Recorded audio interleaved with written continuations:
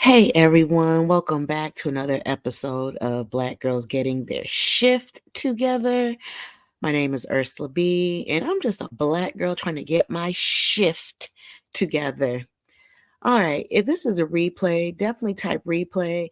I also want to know your thoughts on the topic that we're getting ready to talk about. So, if you've been under the rock, Love is Blind. I guess it's season 6. I don't know, but it doesn't matter. But the latest season of Love is Blind is so good with the T at the end. It is so good. We're going to take a deep dive into one of the scenes. So, look, if you haven't seen the latest episode, there is spoilers. So, you may just want to press pause and come back after you watch it. But right now, we're going to get right into it. So, before that, also, we're going to talk about Clay's parents and just the dynamic between his mother and father. We're going to talk about how, to me, his story came full circle and it made sense the way he navigated the way he did. So, before we get into that, make sure you like, comment, share, just to show support for this channel. Let's get right into it. So, let me pull this up so you can see all the players in this story. All right, so right here are his parents, his dad and mom, and this was a scene after Clay left AD at the altar. He said he was not ready. He wasn't marriage material. He wasn't in it 100%. So we're going to talk about generational cycles. More importantly, the toxic, the dysfunction generational cycles that can happen within families. Again, this has been the best the best scene of the season so far. I say that because it was raw, it was uncut, it was unscripted, and it shed a light on what many of us have or are going through right now, and which is what we call some normalized dysfunction with these generational cycles, these toxic generational cycles. So after Clay leaves AD at the altar. And before I get into it, I just want to say this stream is not about bashing Clay. It's not about bashing AD or his parents. This is just about shedding light. And so that you all can see that it is really important that you do the work, meaning the inner work, because you'll be able to see blueprints that are right in front of us, and it can prevent us from so much hurt and pain financially. It's just putting in the work, but I promise you, in the end, it will help us. So, anyways, his mom talks about how AD has struggled with the idea of marriage, and is he scared? Um, it, is he is he ready to go through with this? And she can tell that he was nervous. So at the end, there's a scene with his parents, and mom talks, she points her fan at his dad. She was so calm about everything. And she pointed her fan at him and she said, a lot of this stems from the things that you have to explain and apologize. No excuses, just apologize. So for those who have not watched it, she's talking about um, what Clay had shared when he was in the pod with AD and his pod mate. And he talked about when he was younger, when his parents were together, that he his dad was seemed like he was a serial cheater, and he, meaning dad, would take Clay on his infidelity excursions. So Clay knew that dad was cheating on his mother, and Clay never told his mother up until recently. So now mom is going through all of this because she of course, they divorced by now, but she said some things she didn't even know until as of recent, which was of whenever they filmed this. So, Clay had to hold on to these secrets that his dad had for decades. Can you imagine the guilt and the shame that he had to hold? I'm not giving him a pass, or I'm just being objective about this. He's a child, and no child should have to go through that whatsoever. I'm sure a lot of us, and you think about it, if you have held on a family secret because you did not want to hurt a parent or a loved one, you just never know and what it felt like.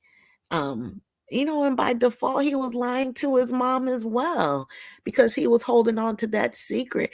Not saying that it's his fault. I mean, this is just, it is what it is. So I'm going to play the video with his parents. And remember, this came right after Clay left AD at the altar. Oh my God, it was so good. So let me play it. Hopefully y'all can hear it.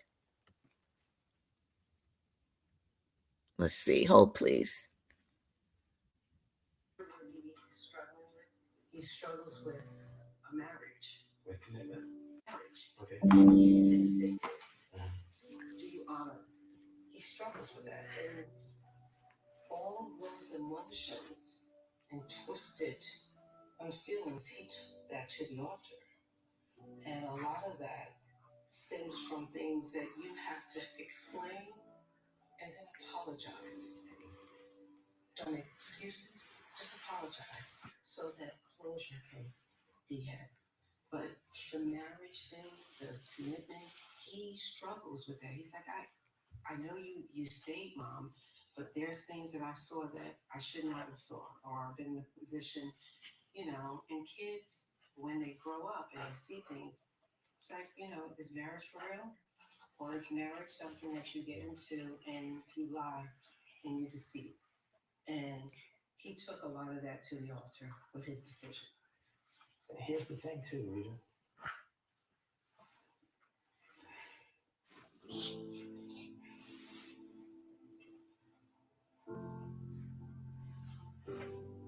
Uh,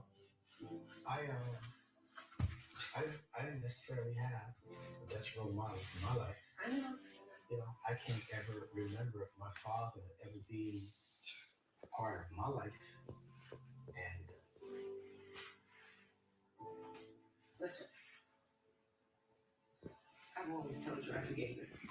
But there are things that came out in the end that I did not know about until this experience. I was hurt. Again, I'm divorced from you, but things that he shared with me that I did not know. So that's what I'm saying. He took a lot on his back. And although we came from broken families, that doesn't mean that we have to pass on that brokenness to our kids. Absolutely. Stop the bleeding, stop the cycle. Right. Your past and things that you witness is part of your DNA, it's part of your inside. If you don't get freaking help, you bring that shit into the next thing. So the fact that he did this process, he wants to be in a long-term relationship. He wants that. Tell me somebody like you. Huh? I met you. Tell me somebody like his mom. Yeah, but you met me, but you wasn't good to me. Ouch. Okay. So we won't talk about that anymore.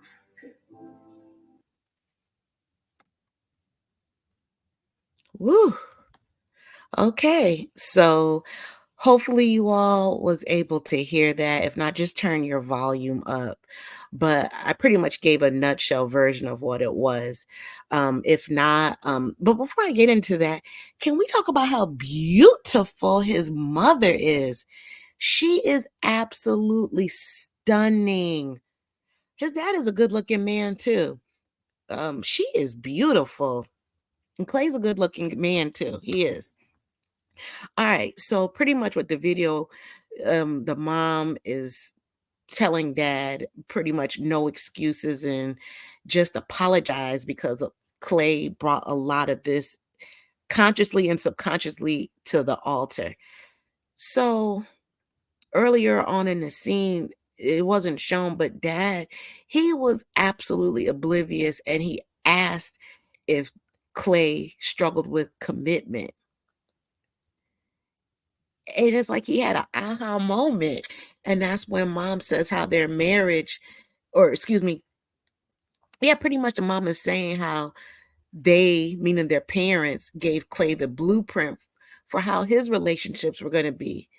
And that now, even to this day, she's still learning about new information about the dad and his cheating and all the behavior during their years together. And when he's talking to his mom, you see him beginning to cry. And he said that he didn't necessarily have the best role models in his life. And uh, I can never remember my father being a part of my life. This is what I'm talking about, the generational cycles, the toxic, the dysfunctional cycles. You can see it. This scene was literally a replay of Clay. And that's what I'm talking about, doing the inner work. Because sometimes we don't look at our parents for who they are, but a lot of them gave us the blueprint as well. But doesn't mean we have to take it. So let's work our way backwards from Clay. You can see Clay in the pod with his pod mate saying that he also didn't see positive male role models. He talked about Will Smith and Puffy, and he looked at them as role models, black male role models, because he never had that. And he's crying in the pod with his pod mate, which I thought was absolutely beautiful because Clay, he was very transparent. And I love seeing black men being vulnerable and transparent, and that he was comfortable enough to cry and be human. Fast forward to the wedding day, his dad said and did the same thing. You can see his dad holding back the tears. It was about 2 times he was holding back, and the dad said the same thing, that they both lacked positive father figures. So then the dad tells mom to tell Clay to meet someone like you. I met you. Tell him to meet someone like their mom. And mom said, yeah, you met me, but you wasn't good to me. Woo! When that she said that, that went through my soul. Because it's the truth. He had a long history of cheating and then subjected their child to that. So just like dad leaning on his wife, it's just, leaning on the wife to meet someone like her, almost as if to make him a better person in the relationship. Clay did the same thing with AD. If you go back in a couple of episodes and he's talking like, yeah, I'm gonna be your baby. You can take care of me, and um, I just never been good in relationships. And you can see his anxiety, and she can take care of him. And then AD is loving it, and she's up here being a ride or die chick. But you know what? We're gonna get into AD. We're gonna discuss her in another video. Again, this is not about bashing either one. It's just about talking about these generational cycles, aka the blueprint. And Clay and AD pretty much had the same scene. So, as a side note, I challenge everyone to look at some of your own relationships, and if we're self-aware and honest enough with ourselves, we'll be able to see it. Um, quick story. I dated someone. This was a long time ago. I wasn't First of all, I wasn't even aware of the own blueprint that I was given, but I was playing out like a playbook in a football game, play for play. as far as the blueprint that I saw in my parents. So this relationship I was in, I never thought about asking him how did he grow up and what were his childhood experiences like? What was it like with his parents, mother, dad, aunts, all of that? I never acted upon it. Actually, to be honest, it was never a thought until I talked to my aunt who is in she's in mental health, and she said when you start dating someone, you need to ask them what their family history is. Not so clinical, but just a conversation, however it comes up. When I finally did ask him, he gave me the blueprint. I didn't look at it as a blueprint, but it gave me answers. And I started thinking like, "Damn, that's why he navigates the way he does." Of course, I had no self-awareness, so I wasn't holding myself accountable whatsoever. Don't judge me. That was a while ago, a long time ago, I should say, but the blueprint was given, and it was pretty much a somewhat of a blueprint of what I had experienced growing up and what I saw with the relationships, as a child growing up. So that's what I'm talking about, doing the self work. Because if I would have known then what I know now, the relationship would have never worked. Actually, it did work, but I also wanted more. But that's, yeah, didn't express my needs and wants, but because it wasn't a bad relationship, it was just there was voids in it. Okay. Yeah, just like I saw voids growing up. So back to the story. So Clay's dad, he is if first of all, his ex-wife said no excuses, just apologize. But dad just seemed like a trigger response. He starts dumping responsibility back on to needing to find a woman who can fix you. And his mom calls him out and says, that right there, that is the problem. When she said that, I said, "Okay, sis." Sis knew what she she knew what she was talking about. So I want you to take a look at this slide. Let's see. Oh, I didn't even put up my here we go. Let's see if y'all can see that ticker tape. All right, so this right here is a infographic of what generational cycles can look like. Okay. So we'll pretend that this is Clay and we'll pretend that that's Clay's dad sitting in the chair. Okay. I'm sorry. Let me back up a little bit. I don't even want to show that one. Let me go to this slide instead. Let's talk about the generational traumas. Okay. So that actually was the correct slide. All right. So these cycles, they're deeply ingrained patterns of behaviors, beliefs, and attitudes that can be passed down from one generation to the next. And often it can be done subconsciously, as we can see how it's played out with Clay and his dad. And these cycles can have harmful dynamics and can definitely have a profound effect on individuals and families. If you imagine a bomb going off, the bomb is going to hit who has the most impact from a bomb? People closest to them. But it's just like then it diffuses, if that makes sense. So say you're downtown and a building explodes.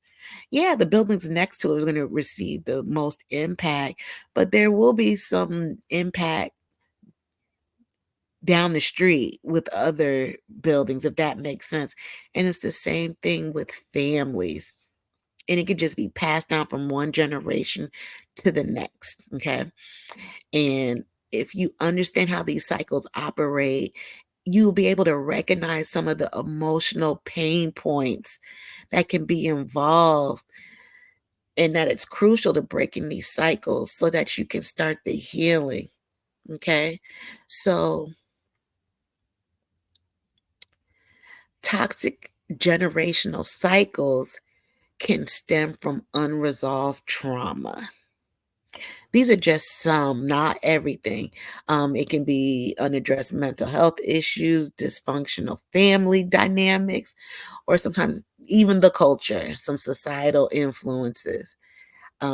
This is a perfect example of how when a parent comes from, in this case, an emotionally unavailable or a, a parent who's not present or even in the life. Okay. Um, so now,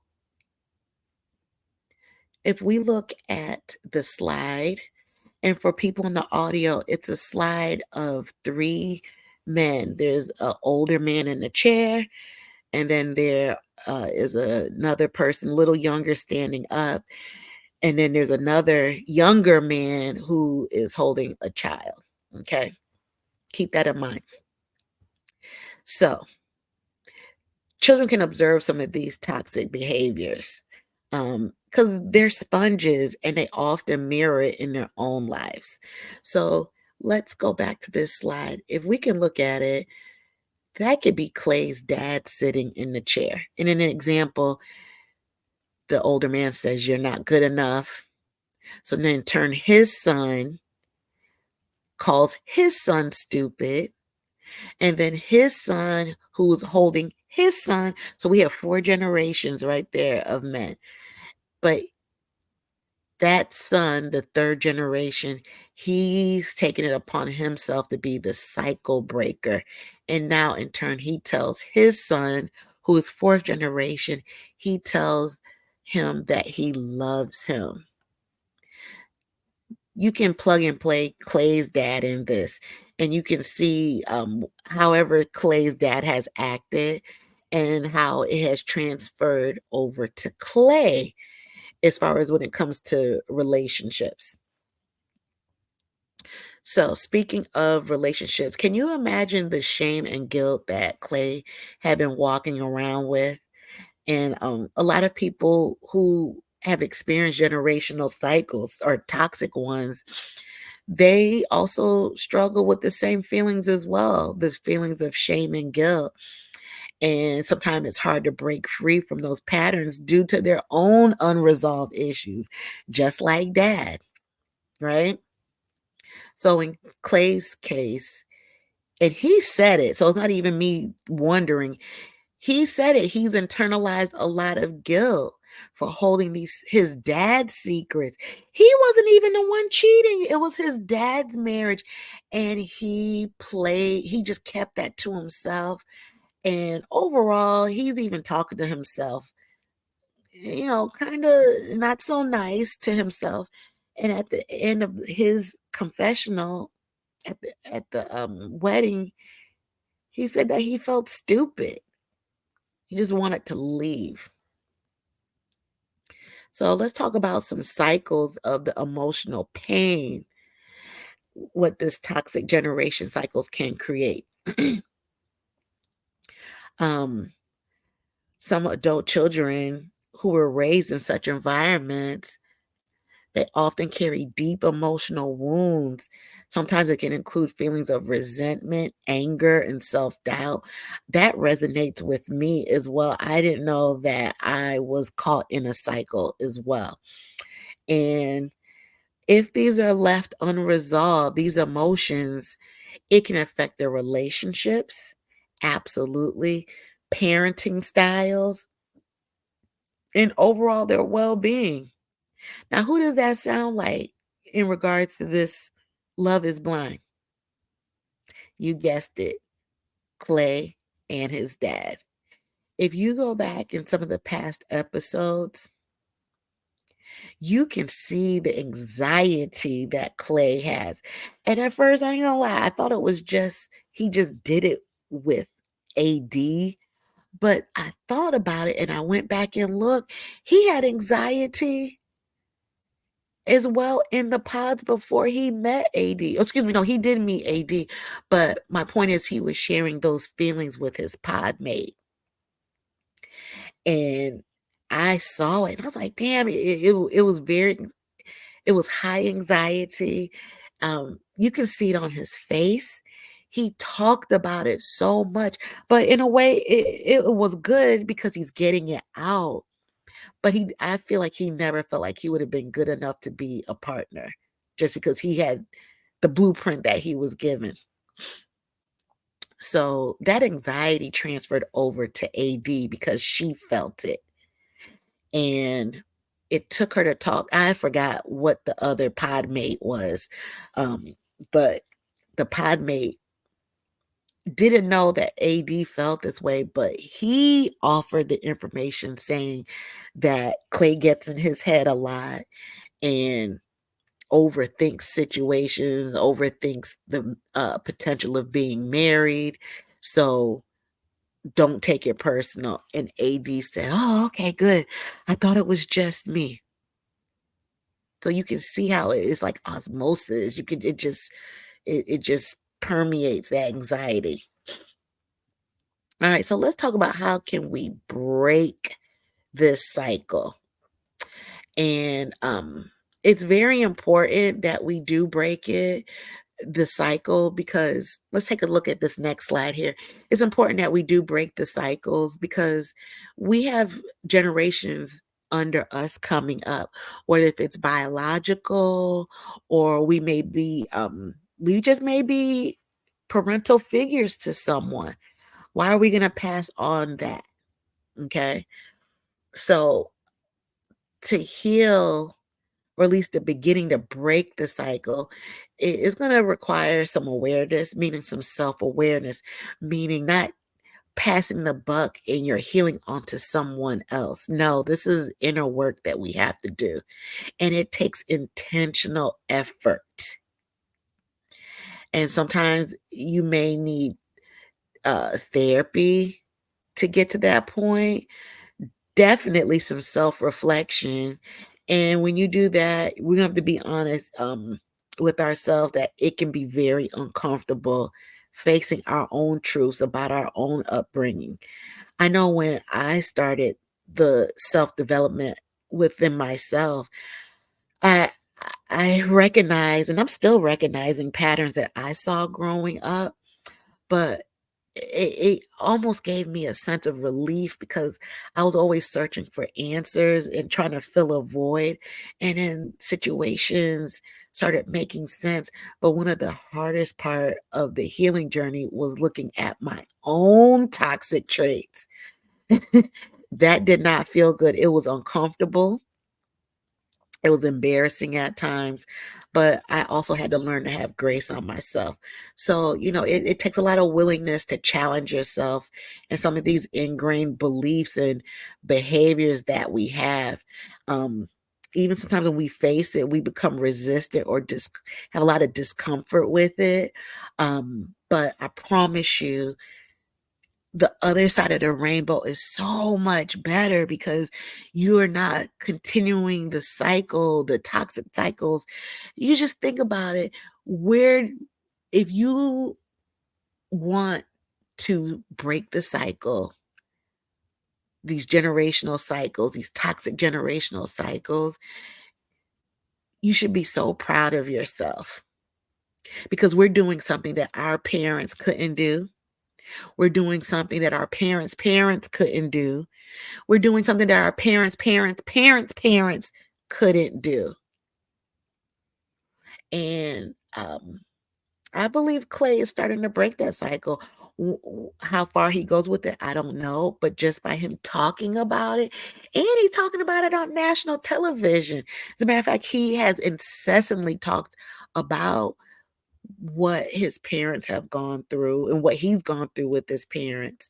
And as a side note, I wish they could redo a conversation that when if you go back in the episode when Clay was he was meeting AD's mom, and it could be editing, I don't know, but I'm just going on what we all saw. Clay offered the information about how he grew up and with his dad. And then he said, "But I want to go to therapy. I'm thinking about going to therapy." And then AD's mom cut him off and started talking. I don't think she did it maliciously, but I really wanted to hear what he was going to say, and what was AD's mom going to be, what was her response. So, anyways, so back to our parents. Just know that when we do the work of becoming cycle breakers, that many parents may relate to such examples on struggling to have these conversations.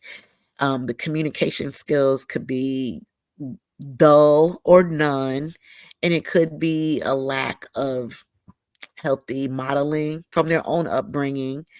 And it could be with the continuous cycle of emotional neglect, or in even some cases, abuse.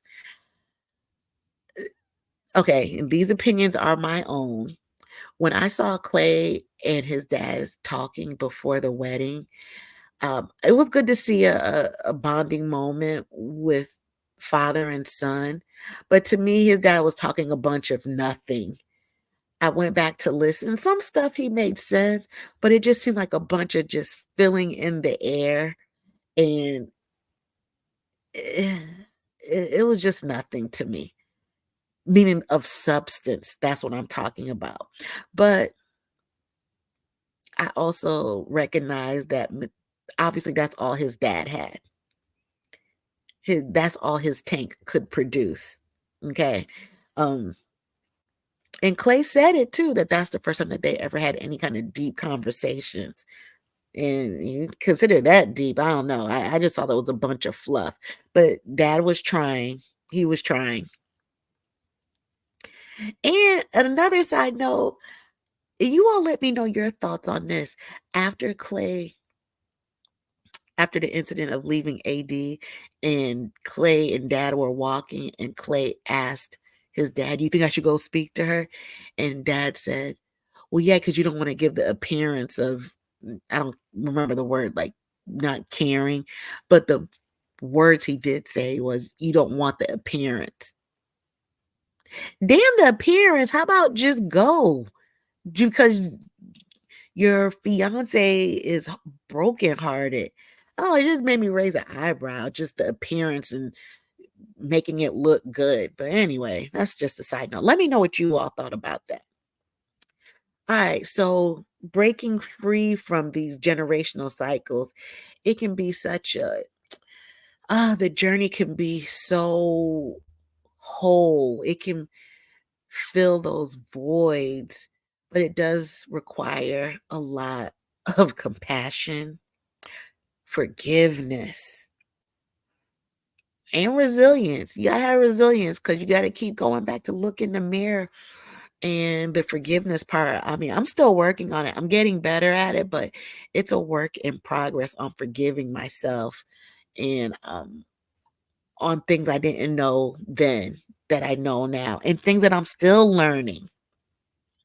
But it's just important to acknowledge the pain, and that how some trauma of the past, um, it can definitely, over time, we can reclaim our power from it.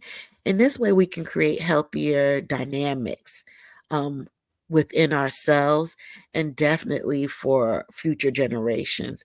But just know that this process of healing, it not only benefits the individual, but the ripple effects that it can positively have on families, with friends, communities. When you think about it, if you have a pebble and you throw that pebble in the river, what kind of ripple effect are we going to have on others? What kind of ripple effect are we going to have on our generations after us? Are we going to be that positive effect, or are we going to be that negative one that keeps it going? Okay? We don't want that. So I'm going to wrap this up in a pretty little bow. Just know that toxic generational cycles, are like old family recipes that nobody wants to keep passing down, okay?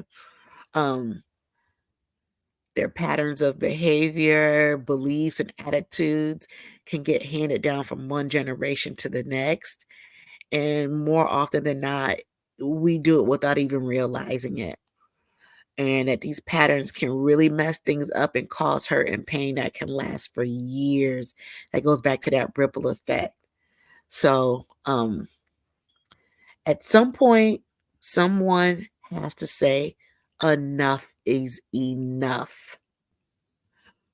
At some point, someone's going to have to say, I'm sick and tired of being sick and tired. Breaking this cycle means that you have to face some tough stuff and maybe admitting that our parents didn't always get it right. And maybe that we're not perfect either. Maybe we didn't get it right for our own kids, but it's never too late. It's about understanding where all this hurt and anger came from and then decide that we don't want to carry it anymore.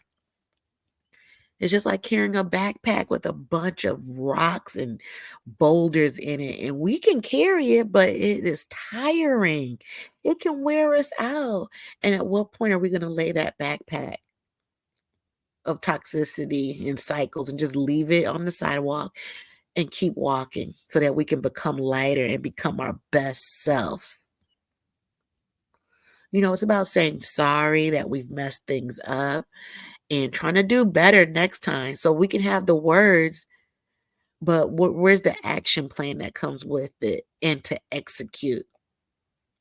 But that's really where the hot sauce, where the healing can start. So just know when we stop this cycle, we're not changing our own lives, but we're changing the lives of everyone who comes after us. And it can show that it is possible to break free from the past and create something better.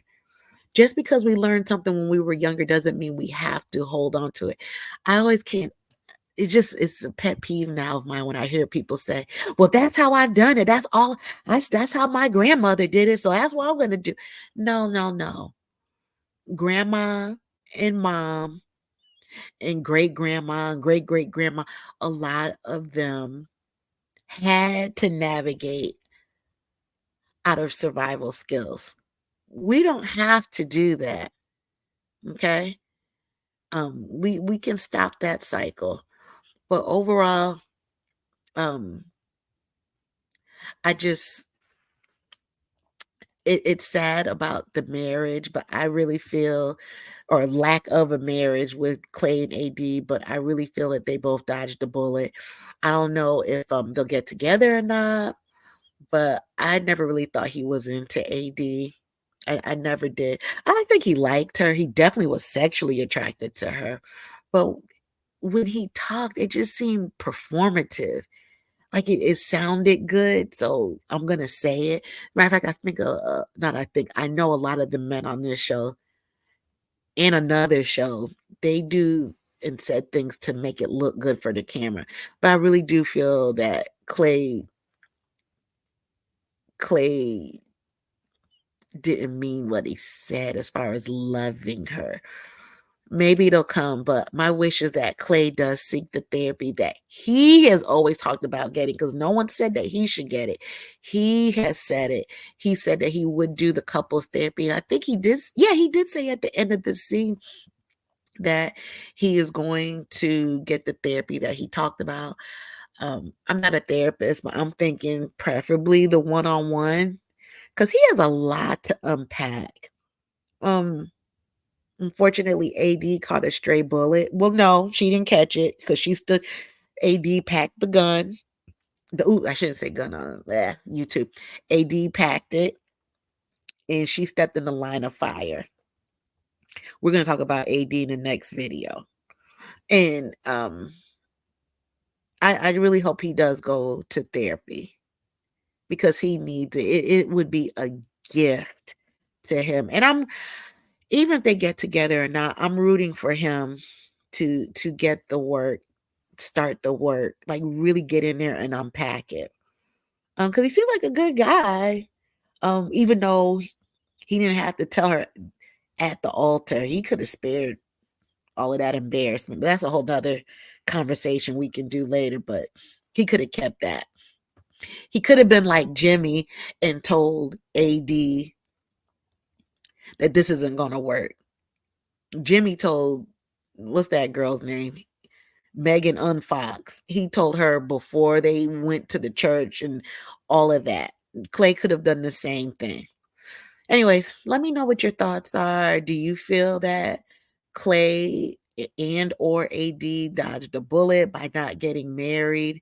Do you think that they're still together? I don't know. I haven't looked at anything on the internet to see if they're still dating or what. Do you feel that his dad can see the emotional damage that he caused to Clay? Yeah, let me know what your thoughts are.